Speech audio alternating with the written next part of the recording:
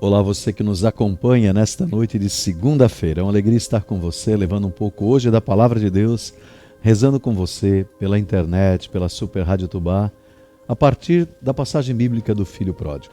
É uma alegria. Hoje, excepcionalmente, você não vai conseguir mandar as suas mensagens para a gente, mas você vai poder acompanhar, rezar conosco. Ao final estaremos abençoando a água, a roupa, a medicação, a fotografia que você coloca diante do rádio, pedindo também que o Senhor atinja todos os que estão acompanhando rádio e internet, mas também aqueles que estão distantes, aqueles que são os filhos pródigos dos nossos relacionamentos.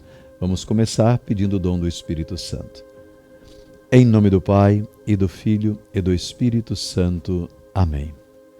Deus de misericórdia, nós pedimos agora que o Teu Espírito Santo nos ajude nesse momento de prece, nos ajude nesse momento de oração. Que Tu possas ir, Senhor, em nosso auxílio, porque não conseguimos rezar como convém. Que Tu nos ajudes, Senhor Jesus, a partir do discernimento da palavra, tomar decisões corretas e concretas na nossa vida. Teu Espírito Santo venha trazendo tranquilidade e paz a tantas pessoas que nos acompanham depois de um dia cansativo e oram conosco agora pela internet. Teu Espírito Santo vindo, seja aquele que, assim como mostrou a Noé que as águas haviam baixado, para que a nova criação ressurgisse, Teu Espírito Santo seja portador de esperanças para nós. Uma nova criação aconteça na vida desse meu irmão, dessa minha irmã. Vinde, Espírito Santo, enchei os corações dos vossos fiéis e acendei neles o fogo do vosso amor. Enviai, Senhor, o vosso Espírito, e tudo será criado, e renovareis a face da terra. Oremos. Deus, que instruístes os corações dos vossos fiéis com a luz do Espírito Santo, fazei que apreciemos retamente todas as coisas, segundo o mesmo Espírito, e gozemos sempre da sua consolação. Pelo mesmo Cristo nosso Senhor. Amém. Divino Espírito Santo, sede nosso guia e a nossa luz. Em nome do Pai, e do Filho e do Espírito Santo. Amém. É uma alegria estar com você. Hoje, como eu disse, você não vai poder mandar o seu recado aqui pela live, mas você vai poder orar conosco em casa, né? Você vai poder fazer desse momento seu momento de comunhão. Mando um abraço para todos os vovôs, vovós, idosos, aqueles que nos acompanham, quer seja pela Rádio Tubá, irmãos caminhoneiros, aqueles que estão acompanhando desde a matriz de oficinas. Para você que está acompanhando, hoje também, nesse momento, está começando o grupo de oração da Renovação Carismática em oficinas na Capela Lateral, na Igreja de Oficinas, Capela Lateral, a entrada é próximo da gruta, que fica ali ao lado do estacionamento. Também está acontecendo agora o curso bíblico, desde as 7 horas da noite, o curso bíblico aqui em oficinas, na sala dos fundos do nosso centro pastoral. Quem quiser é só chegar ali, ou então rezar conosco, orar conosco. Lembrando que toda quarta-feira você tem um encontro marcado com Jesus a partir da intercessão de Nossa Senhora. 6h30 da manhã, 7h30 da noite, novena Nossa Senhora Desatadora dos Nós, aqui em oficinas. Muito bem. Hoje eu quero trazer com você o texto bíblico. O texto bíblico, a palavra do dia, vai ser justamente a partir do Evangelho que nós queremos meditar e refletir.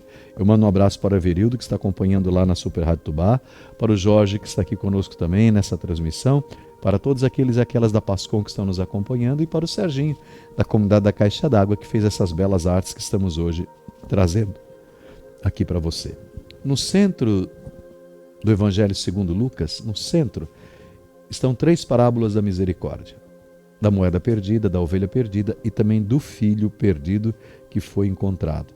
Então eu queria trazer para você essa parábola do filho pródigo, porque ela traz um pouco da nossa vida. Em algum momento, eu e você nos encontramos com essa parábola. Se você tem sua Bíblia aí, Lucas capítulo 15, nós vamos tomar a partir do versículo 11. Lembrando que Jesus está falando para fariseus, aqueles que tinham muito conhecimento, mas ao mesmo tempo não conseguiam exercer a misericórdia. Lucas 15, versículo 11 em diante. Jesus disse: um certo homem tinha 2 filhos, e o mais moço deles disse ao pai: Pai, o mais jovem, né? Dá-me a parte dos bens da herança que me cabe. E ele repartiu os seus bens com eles. E poucos dias depois, o filho mais novo juntou tudo, partiu para uma terra estrangeira e ali desperdiçou os seus bens, vivendo de forma desenfreada, dissoluta, diz o Evangelho. E gastando tudo, houve naquela terra uma grande fome e começou a passar necessidade. Ele foi para um dos cidadãos daquela terra, que o mandou para os seus campos cuidar dos porcos. Os porcos eram criados soltos assim. Ele desejava encher o estômago com as bolotas, a lavagem dos porcos, aquilo que eles comiam, mas nem isso lhe davam. E caindo em si, acho esse verbo muito importante, ele disse: quantos empregados do meu pai têm pão em abundância, e eu aqui estou padecendo fome. Vou me levantar, irei falar com meu pai e dizer: pai, pequei contra o céu e contra ti, já não sou digno de ser chamado teu filho, trata-me como um dos teus empregados. E levantando, foi em busca do seu pai. Quando estava longe, viu o seu pai. O seu pai o enxergou e se moveu de íntima compaixão. E correndo, lançou-se ao pescoço dele, o abraçou e o beijou. E o filho começou a dizer aquilo que ele tinha ensaiado, né? Pai, pequei contra o céu e contra ti, já não sou digno de ser chamado teu filho. E o pai não deixa ele terminar essa frase. Veja, mas o pai disse aos seus servos: trazei depressa a melhor roupa, vestiu. Coloquem um anel nos dedos e sandália nos pés. Tragam um bezerro cevado, novilho cevado, matai-o, comamos e nos alegremos. Porque este meu filho estava morto e reviveu, tinha se perdido e foi achado. E começaram a festa a alegrar-se. O filho mais velho estava no campo quando veio, chegou perto de casa, ouviu a música, as danças. Chamando um dos servos, perguntou o que era aquilo. E ele disse: foi o teu irmão, teu pai percebeu que ele voltou, o acolheu, matou um novilho cevado, porque o recebeu são e salvo. Mas ele se indignou, ele não queria entrar. E saindo o pai, insistia com ele. Mas ele respondendo disse ao pai: eis que eu te sirvo há tantos anos, sem nunca transgredir um mandamento teu, e nunca me deste um cabrito para eu me alegrar e festejar com meus amigos. Mas veio esse teu filho que desperdiçou todos os seus bens com prostitutas e mataste para ele um bezerro novilho cevado. E ele lhe disse, o pai disse: filho, tu estás sempre comigo e todas as minhas coisas são tuas, o que é meu é teu.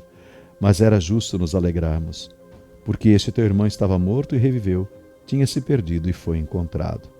Palavra da salvação, glória a vós, Senhor. Nós temos aqui, como eu lhe disse, o capítulo 15 da parábola do filho pródigo. Depois eu quero rezar com você a partir dessa parábola pedindo a conversão. É uma das parábolas mais conhecidas entre nós que somos cristãos. Ela está registrada apenas no Evangelho de São Lucas, como eu disse no capítulo 15. No capítulo 15 temos essas três parábolas chamadas da misericórdia.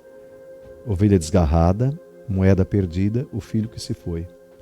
Mas também esse aqui é o capítulo daqueles que Deus faz questão de recuperar, onde o pastor busca essa ovelha, ele se torna esse pastor, se torna aquela mulher que varre e tira a poeira do mundo para encontrar uma moeda perdida. Ele é um pai que espera pacientemente o retorno do seu filho, não é? O que significa filho pródigo, para entendermos? Essa palavra pródigo, originalmente, se nós formos olhar, ela transmite muito aquele sentido de extravagância descuidada. Na aplicação original não é isso. Na aplicação original, o pródigo é aquele que age de uma forma extravagante, além dos limites. Então pode haver um prodígio, um pródigo, positivo e negativo. No caso do filho aqui mais novo, ele foi prodigioso em gastar tudo que tinha recebido do pai. Vale também dizer que esse título, Parábola do Filho Pródigo, não foi muito correto.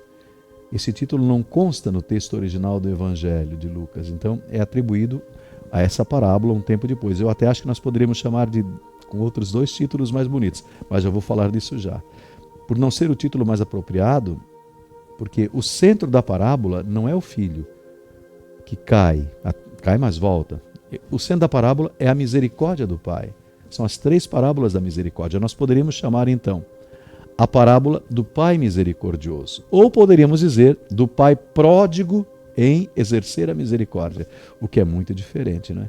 Parábola do pai que espera, parábola do pai pródigo, do amor do pai, o amor pródigo para com o filho pródigo, nomes parecidos, mas sempre me parece que o foco central poderia e deveria ser a imagem do pai, a misericórdia do pai, que vem, que nos busca, que nos acha. Qual é o contexto, então, para você entender dessa parábola do filho pródigo? Quando Jesus contou a parábola do filho pródigo, ele estava cercado, eu estou chamando assim para facilitar, né? Cercado por publicanos, pecadores que se reuniam para ouvir Jesus. Os publicanos eram os cobradores de impostos, os judeus que estavam a serviço do Império Romano. Eles eram vistos pelo povo como traidores que extorquiam seus próprios irmãos. Então, os publicanos cercavam Jesus. Já os pecadores eram aquelas pessoas que na Bíblia eram moralmente marginalizadas, de má reputação na sociedade.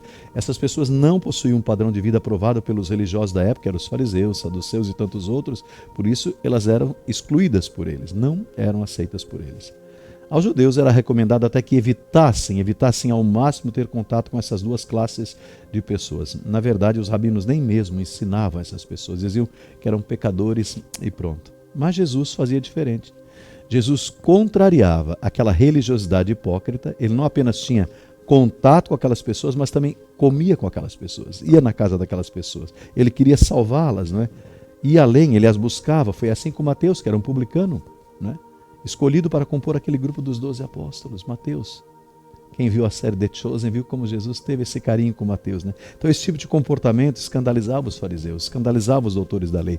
Eles ficaram indignados e frequentemente questionavam Jesus sobre isso que ele fazia. Capítulo 15 do Evangelho de Lucas, então, é uma dessas ocasiões. Os rabinos da época concordavam, isso era unânime, que Deus recebia o pecador arrependido, mas eles não compreendiam que o próprio Deus é que buscava tais pecadores arrependidos. Eles não entendiam isso. E Jesus respondeu para aqueles religiosos contando essas 3 parábolas, para que eles entendessem e se situassem dentro delas. Eu penso que eu e você podemos também, numa ou outra posição, nos situarmos, né? Essas 3 parábolas, inegavelmente, elas transmitem uma mensagem central, que é o extraordinário amor de Deus pelos perdidos, por aqueles que estão longe.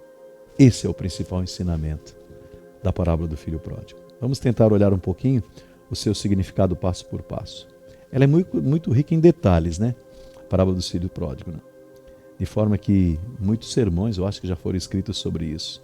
Mas podemos usar essa parábola para nos arrependermos, para fazermos da nossa vida uma melhora na nossa vida, uma melhora nos nossos relacionamentos familiares, né? Ainda que esse não seja o sentido original da palavra. O segredo para interpretar essas palavras de Jesus é nos atermos à mensagem central, não ficar divagando muito por ali, né? Todos os elementos, achar cada elemento não, mas devemos direcionar a nossa atenção para aquilo que Jesus quis fazer, o modo como ele quis ensinar. A parábola do filho pródigo fala dessas 3 personagens: o pai, filho mais novo, filho mais velho. Você já viu. Apesar de Jesus não ter nomeado especificamente cada um desses personagens naquele momento, ele contou esta parábola, esses 3 personagens tinham significados específicos para cada um daqueles que estava ali. O pai representava Deus Pai, não esqueça. O filho mais novo representava publicanos e pecadores. O filho mais velho, escribas e fariseus, que se consideravam já salvos, bonzinhos. Então, como toda a palavra de Deus, o ensino presente nessa parábola do filho pródigo rompe essas barreiras do tempo. Então ela é tão atual para nós hoje como foi há mais de 2000 anos atrás. Aquelas pessoas puderam ver a si mesmos enquanto Jesus contava essa parábola do filho pródigo. Eu estou ali dentro, eu sou um desses, eu sou um pecador que Deus amou. Nós também podemos nos identificar, ou com o filho mais velho que se acha bom demais, ou com o filho mais novo que errou. Quando nós olhamos para o filho mais novo, talvez possamos dizer: esse aí sou eu. É a minha história de vida, Padre Sérgio. Quando olhamos para o mais velho, pode dizer assim: eu acho que eu estou me comportando com ele. Eu abro demais a boca e abro muito pouco os braços. Eu não acolho as pessoas que vêm até mim. É importante dizer que Jesus direcionou a parábola do filho pródigo aos escribas e fariseus. É muito comum nós vermos essa parábola sendo usada apenas com ênfase só no filho mais novo, aplicada àqueles que deixaram a casa, prostitutas, drogados e por aí vai. Mas Jesus enfatiza muito mais o filho primogênito do que o mais novo. Ele enfatiza o mais velho que o mais novo, fazendo que a própria parábola aponte especialmente para aqueles religiosos, porque ele não quis participar da festa do céu, né? Vamos meditar alguns trechos dessa parábola. Eu queria com você fazer esse estudo bíblico. Nós não vamos já ao nosso momento de oração. Vamos primeiro estudar a parábola, depois vamos rezar de uma forma única. Um homem tinha 2 filhos, o mais moço disse ao pai: da minha parte dos bens que me cabe, da herança que me cabe, e ele repartiu entre eles os seus bens. Versículo 12 nos mostra que o filho mais novo tinha um plano, queria sair de casa, estava cansado da vida, ao lado do pai, do lar, da casa, ele se sentia preso, ele queria ser livre. Não parece aqueles adolescentes que querem sair de casa, mas não sabem como vão sobreviver? Então ele pediu a herança do pai, ele tinha direito a 1/3 desta herança, quando seu pai morresse. 1/3, 3 partes, os 2 filhos, o pai, ou no caso a mãe se ficasse, mas quando ele morresse. Mas aquele filho não podia esperar. Essa atitude foi um desrespeito total. Ele não se importou com a vida do pai.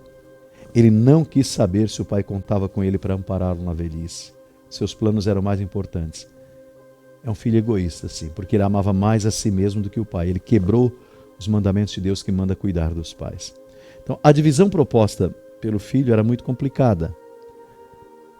Alguns dizem que o pai antecipando aquilo gerou problemas com relação ao irmão, mas fez por antecipação. Toda a propriedade precisava ser dividida, uma parte considerável deveria ser vendida, talvez.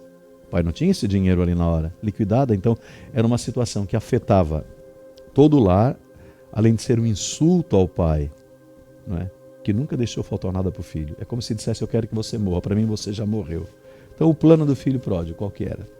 Passado não muitos dias, o filho mais moço juntou tudo que era seu, partiu para uma terra distante e lá dissipou todos os seus bens, vivendo de forma desenfreada, sem freio, dissoluta, versículo 13.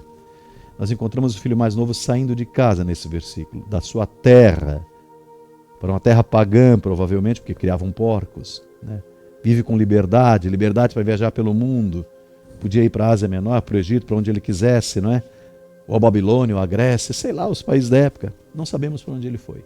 Nós só sabemos que ele foi para um lugar distante, se afastou o máximo que pôde da casa do pai. É uma atitude completamente inconsequente dele.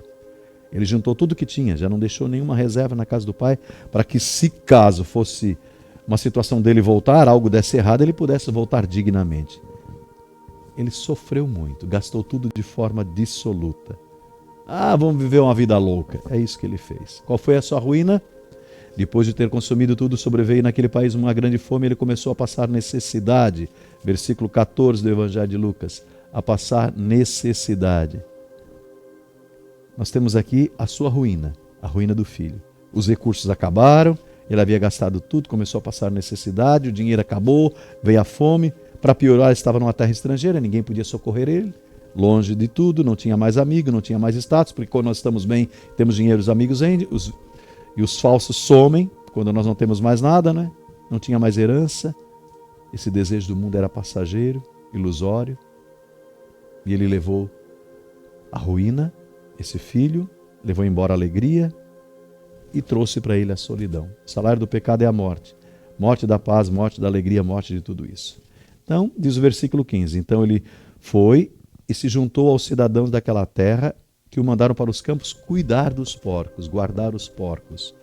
O versículo 15 mostra a humilhação a que esse filho mais novo foi submetido, porque para sobreviver ele desceu ao nível dos porcos. Nós temos que lembrar que ele era um judeu e como tal ele não podia ter contato com os porcos. Esses animais eram considerados imundos pela lei, lá no capítulo 11 de Levíticos, Esses rabinos consideravam as pessoas que cuidavam dos porcos como se fossem amaldiçoadas. Então, ele perdeu seus recursos, sua religião, sua dignidade, sua identidade. Ele não sabia mais quem ele era.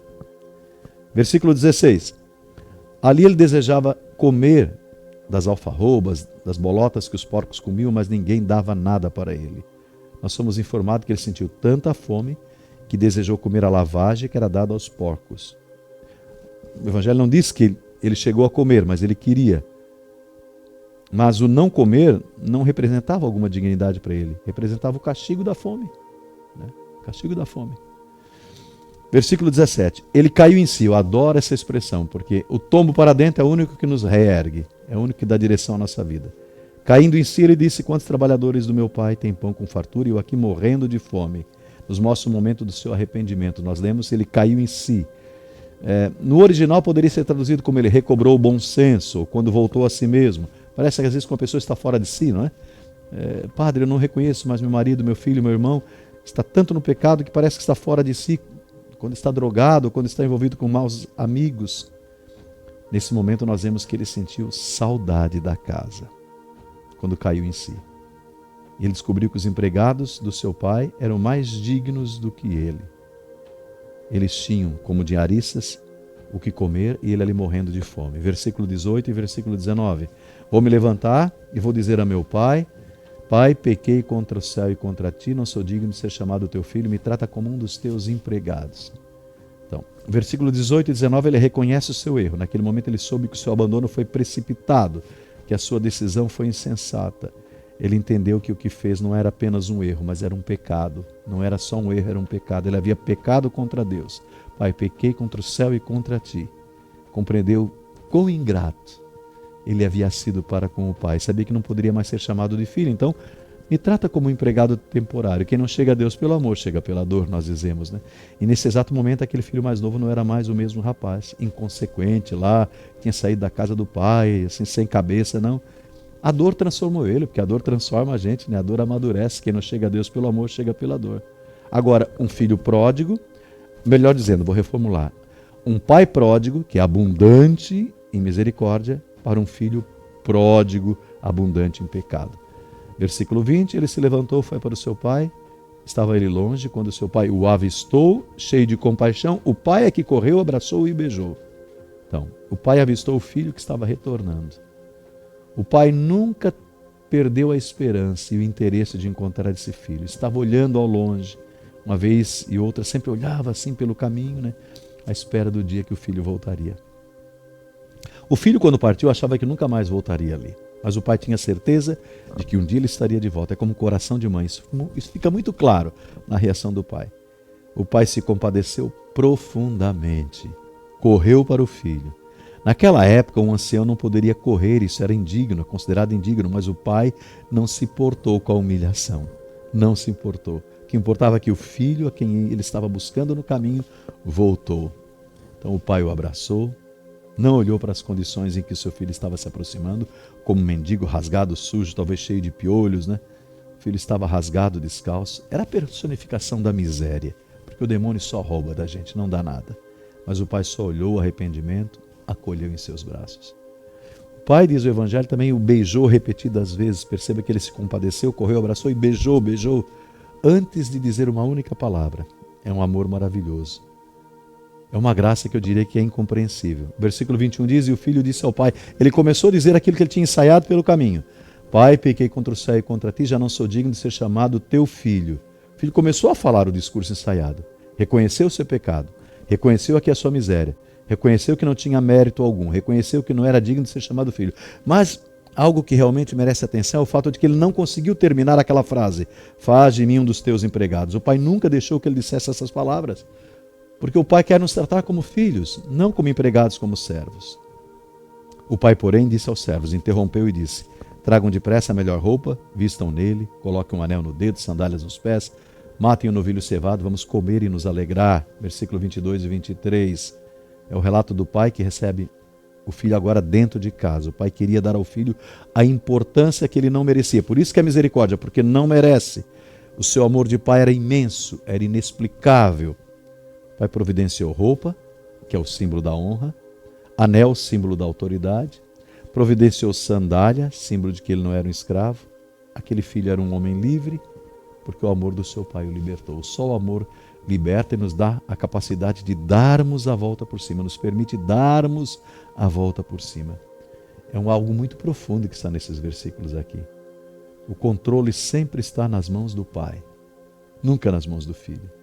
O filho estava vivendo dissolutamente, o pai estava fazendo provisão para quando o filho voltasse, guardando ali um novilho cevado. O filho estava esbanjando, o pai estava cevando o novilho, deixando a roupa, o anel, a sandália preparado para aquele momento. Deus é fantástico por isso.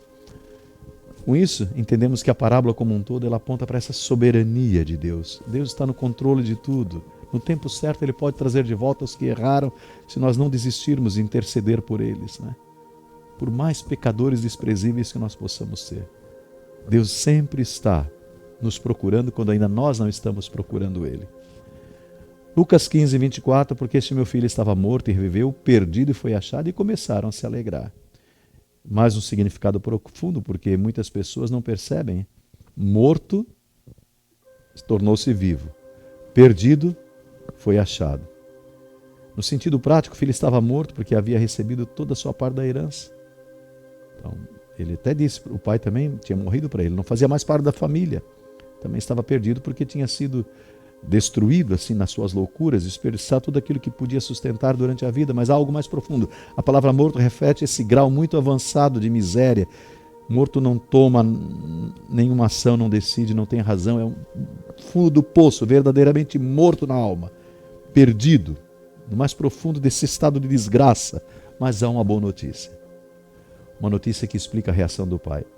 São Paulo diz assim: Ele nos vivificou, nos devolveu a vida quando estávamos mortos nos nossos pecados. Lá em Efésios 2, São Paulo diz isso.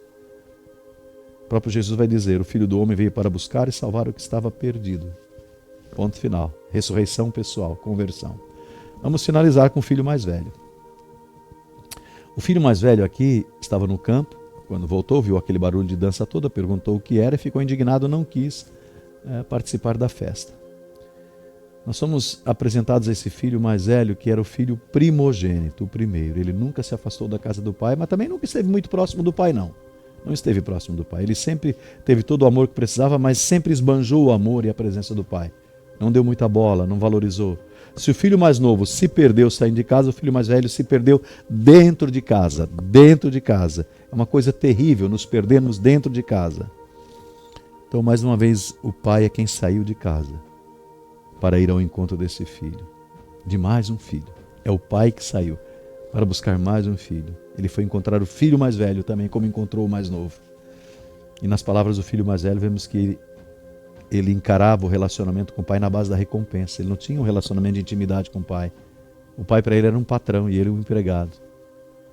Que relacionamento é esse? Ele respondeu para o pai: há tantos anos eu estou contigo. Você sabe o que ele disse, né? Mas esse filho desperdiçou tudo, gastou os bens e tu mandaste matar para ele um novilho cevado. Tu nunca me deste para mim um cabrito. Ora, ele tinha direito a 2/3 de toda a herança. Só que ele estava preocupado com um novilho. Com um novilho. Ele era filho. Ele se enxergava como empregado. Eu estive trabalhando como escravo para ti. Uma das traduções gregas diz isso. Né?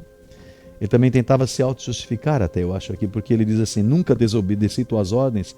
Ele não entendia que de um filho se espera muito mais do que uma simples obediência. Ele não havia entendido que diante de um pai tão bondoso, nada do que eu posso fazer pode impressioná-lo, porque ele já me ama com eternidade. Ele só estava preocupado com as posses do pai também, esse filho mais velho. Eram suas, ele dizia. Eram suas. Ele não amava o pai, apenas queria a sua fortuna. Ele não se preocupou com a dor do pai quando ficou sem o seu caçulo, o seu menino, nem mesmo com o irmão que se foi, porque, como mais velho, ele poderia ter ido buscar aquele irmão. Não foi, para aliviar a dor do pai, mas não foi. Egoísta, egoísta, egoísta. Estava preocupado só com a sua herança. Perceba que ele diz: esse teu filho. Ele não diz: esse meu irmão. Ele era um estranho dentro de casa. Então o pai disse: meu filho, tu sempre estás comigo. O que é meu é teu. Era preciso nos alegrarmos, porque esse teu irmão estava morto e reviveu, perdido e foi achado. Então a resposta do pai no versículo 31 e 32 é um tremendo contraste. O pai se dirige a ele dizendo: meu filho, meu filho. Né? No original grego, o pai diz assim: meu menino. Pena que a gente perde nas traduções, né? Meu menino, transmitindo um sentido muito afetuoso, né? O pai também usa a expressão esse seu irmão, ou seja, o pai coloca ele como membro da família, além de demonstrar que havia considerado como justo o filho mais novo. Demonstrar que havia considerado que os dois eram da casa. Você percebe que o evangelho não disse o filho mais velho entrou para a festa por um motivo muito simples. Deus quer que nos situemos ali dentro. Nós somos de um jeito ou de outro esses filhos. De uma forma ou de outra nós estamos ali. Então Deus quer que nós nos situemos de alguma forma e dizer assim: eu sou um dos dois. Participar da festa não depende de mim. Eu posso assumir tudo isso para a minha vida ou não. Não disse entrou porque nós somos o mais velho, nós temos que tomar a decisão. Estávamos perdidos, fomos encontrados pelo Pai. Eu acho fantástica a parábola do filho pródigo, do pai misericordioso, o pai pródigo, né? Os dois eram ruins. Os dois tinham seus erros. É impossível não falarmos sobre aquilo que ocorreu com os dois filhos sem pensar no sofrimento do pai, no seu sofrimento de mãe, que às vezes é assim: eu não sei. As pessoas me culpam, padre, porque eu esperei, eu acredito na volta do meu filho, da minha filha, né? Mas Deus é assim, tem coração de mãe, Ele nunca desiste da gente. Se Deus se alegra na presença dos seus anjos por um só pecador arrependido, como diz a palavra, se hoje temos morada na casa do Pai, se não estamos mais mortos, perdidos em nossos pecados, é por obra redentora de Jesus na cruz.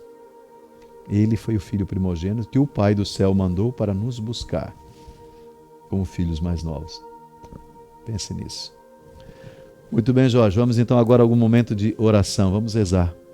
Hoje eu não estou conseguindo colocar as suas intenções na tela, mas você vai rezar conosco, mesmo sem conseguirmos colocar o seu pedido. Depois nós vamos rezar em cima daqueles pedidos que vão ficar registrados aqui na live. Primeira dezena, são 7 pedidos, 7 vezes. Nós vamos rezar pelos filhos. Diga comigo: abençoai os nossos filhos, Senhor. Abençoai os nossos filhos, Senhor. Abençoai os nossos filhos, Senhor. Abençoai os nossos filhos, Senhor. Abençoai os nossos filhos, Senhor. Abençoai os nossos filhos, Senhor. Abençoai os nossos filhos, Senhor. Jesus, Maria e José, nossa família, vossa é. Agora pedindo pelos pais. Abençoai os nossos pais, ó Senhor. Abençoai os nossos pais, ó Senhor. Abençoai os nossos pais, ó Senhor. Abençoai os nossos pais, ó Senhor. Abençoai os nossos pais, ó Senhor. Abençoai os nossos pais, ó Senhor. Abençoai os nossos pais, ó Senhor. Jesus, Maria e José, nossa família, vossa é.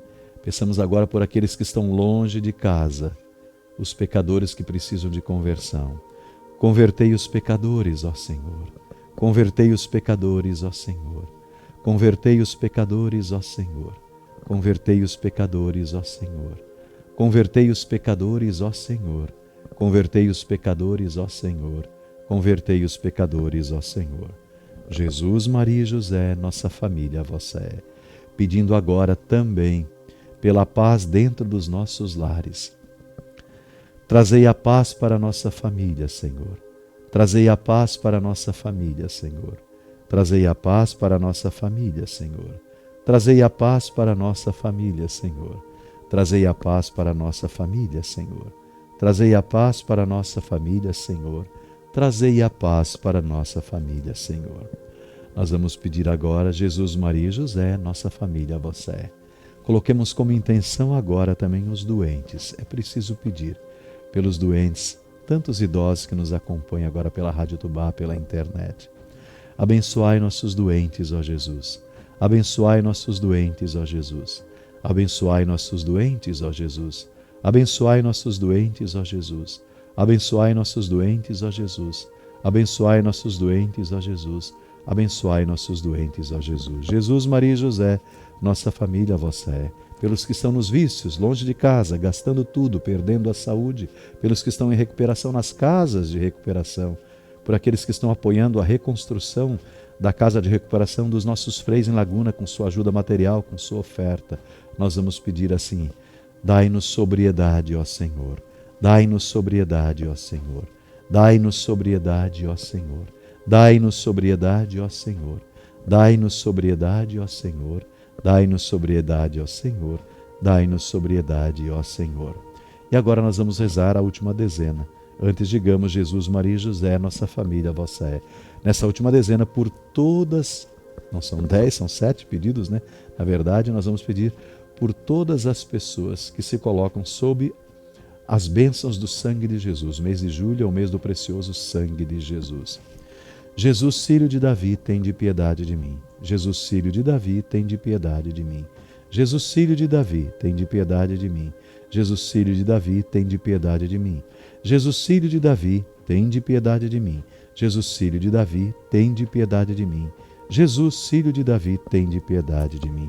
Glória ao Pai, ao Filho e ao Espírito Santo, como era no princípio, agora e sempre. Amém. Ave Maria, cheia de graça, o Senhor é convosco. Bendita sois vós entre as mulheres e bendito é o fruto do vosso ventre, Jesus. Santa Maria, Mãe de Deus, rogai por nós, pecadores, agora e na hora de nossa morte. Amém. Beata Albertina, rogai por nós. São José Operário, rogai por nós e abençoai a nossa família. Vamos ao próximo quadro. Hoje nós não estamos colocando o seu pedido na tela, mas estamos rezando por você e vamos colocar a sua intenção nas mãos de Deus após essa live terminar. Um abraço para você, como eu disse, que acompanha pela Tubá, que acompanha pela internet, em qualquer lugar do nosso Brasil. Eu sou o Padre Sérgio, estamos desde a Paróquia de Oficinas. Você pode nos ajudar através desse Pix que está aqui, é um CNPJ, da nossa paróquia, para ajudar nas obras da paróquia. Estamos colocando o piso na igreja, ajudar no nosso estúdio, nas transmissões e tudo que nós fazemos para a manutenção da obra de Deus. Deus lhe abençoe. Muito bem. Hoje, então, tem a missa do Cerco de Jericó em Armazém. Mando um grande abraço para o nosso povo querido de Armazém, nesse dia de Santa Maria Madalena. Amanhã, terça-feira, nós temos a missa. O Padre Rogério vai estar rezando missa lá na paróquia São Donato, na Içara, numa das comunidades. Eu estarei rezando missa na comunidade da Caixa d'Água, 7h30 da noite. Antes, um pouquinho, às 3h, tem o terço das mulheres aqui no Salão em Oficinas. Às 7h da noite tem na sacristia lateral da igreja, que está sendo trabalhada, reformada, né? Na sacristia ou capela lateral temos o terço dos homens. E 7h30 missa na comunidade da Caixa d'Água. Mando um abraço ao pessoal da Caixa d'Água, para o Serginho que fez essas belas artes para nós hoje. Na quarta-feira, 2 missas com a novena Nossa Senhora Desatadora dos Nós, 6h30 da manhã, 7h30 da noite em Oficinas. Depois nós temos na quinta-feira a hora apostólica do Cursilho, o dia de São Tiago Maior. Temos adoração e em seguida, na quinta-feira, formação litúrgica para todos os liturgistas e ministros, na quinta-feira, 7h da noite.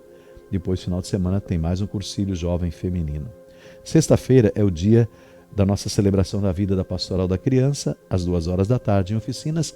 Às 4h temos missa com novena São José, estarei rezando. 7h30 da noite é o dia de São Joaquim e Santa Ana, missa pelos avós de tarde, 4h. E também 7h30 da noite no Fábio Silva, com o Padre Rogério. E 7h30 da noite acontece a reunião do Conselho da Forania, antiga comarca daqui da Forania de Tubarão, vai ser na nossa paróquia de Oficinas, na última sala do Centro Pastoral. Então, sexta-feira, 7h30 da noite, de cada comunidade deve vir o coordenador, o tesoureiro, os coordenadores de pastoral e de movimento da paróquia para estarem presentes. Depois, no final de semana seguinte, sábado e domingo, começa o retiro do grupo de jovem Jaque 60 e sábado agora, dia 27, a ordenação diaconal do Célio, ali na paróquia de Humaitá. Será ordenado diácono. Um abraço para o Célio. Aquele nosso encontro de casais que ia acontecer na paróquia no dia 27 não vai haver mais na parte da tarde, transferimos para mais adiante. Temos muitas atividades similares acontecendo na diocese nessa data, achamos por bem então transferir para mais adiante esse encontro de casais. No mês de agosto nós teremos a Semana da Família, campanha das talhas de Caná, semana de restauração das famílias aqui na paróquia de Oficinas.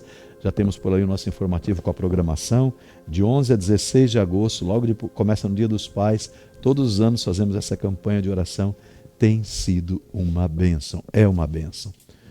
Eu queria agradecer mais uma vez ao Serginho, que fez as nossas artes, ao Felipe da Pascom, que está nos acompanhando, aos padres que estão acompanhando conosco, agradecer ao Jorge, que hoje esteve aqui conosco nesse momento também de live. A nossa live hoje foi um pouquinho mais curta, mais enxuta, mas também rezamos com você, levamos a palavra de Deus, é o que importa, né?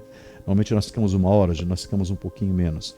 Mas queria pedir também que você colocasse agora diante do rádio, diante da internet ou da televisão, se você fez o espelhamento, se você projetou, está acompanhando na TV essa live, colocasse a água, colocasse a peça de roupa, colocasse também um medicamento, aquilo que você quer que abençoemos. Talvez aquele filho que foi para longe de casa e você quer que o Espírito Santo de Deus o alcance. Eu acredito no poder da intercessão.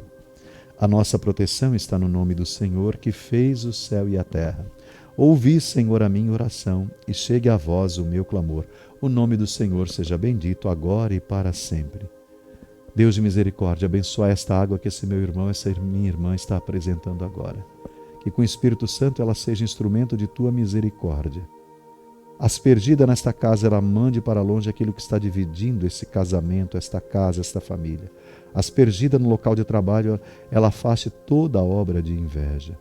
Teu Espírito Santo venha, Senhor, com providência também sobre esta água para que ela seja remédio para os nossos doentes, no corpo, na alma, no espírito. Que essa água seja abençoada, Senhor, e recorde o nosso batismo. Afaste a depressão, a ansiedade e a angústia. Abençoe também essa fotografia, símbolo daqueles que nós amamos e que queremos restaurados para a tua presença, para a igreja. Abençoe, eu te peço, Senhor, essa peça de roupa para que ao vesti-la esse meu irmão, essa minha irmã, sinta os efeitos benditos da tua graça e da tua misericórdia.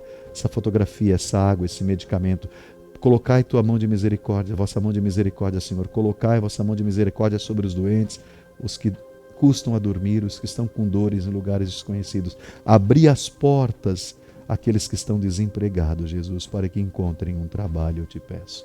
Pela intercessão de tua mãe e nossa mãe, a qual nós nos consagramos nesse momento. Ó Senhora minha, ó minha mãe, eu me ofereço por toda vós, e em prova da minha devoção para convosco, eu vos consagro nesta noite os meus olhos, meus ouvidos, a minha boca, o meu coração, e inteiramente todo o meu ser. e porque assim sou vosso, ó incomparável Mãe, guardai-me e defendei-me como bem e propriedade vossa. Amém. O Senhor esteja convosco, Ele está no meio de nós. A misericórdia de Deus abençoe esta água e abençoe você. Em nome do Pai, do Filho e do Espírito Santo. Amém. Beba um gole desta água, por favor. Você que está acompanhando pela internet viu que aqui atrás eu tenho uma arte do nosso podcast. Toda semana nós temos uma reflexão, né? Você procura lá no podcast, Padre Sérgio Jeremias de Souza. Escreva o nome, escreva Padre Sérgio Jeremias de Souza. E aí você vai poder acompanhar também as reflexões. Normalmente temos reflexões sobre o Evangelho do dia. Entre lá no Spotify, segue a gente, né?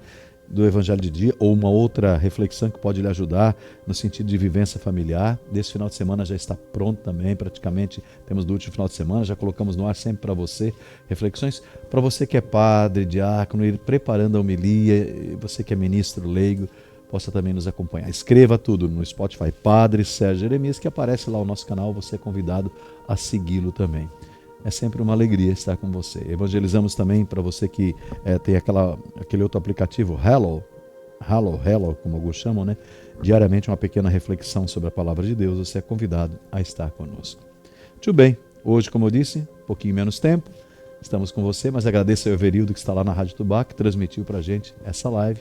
Agradeço ao Jorge, todos que nos ajudaram. Eu desejo que você tenha uma noite tranquila. Deus abençoe o seu dia de amanhã, e que todas as lágrimas sejam colocadas nas mãos de Jesus para que Ele as apresente ao Pai, na força do Espírito Santo, que elas são o seu tesouro. Um abraço, um beijo no seu coração. Fique com Deus. Beata Albertina, rogai por nós.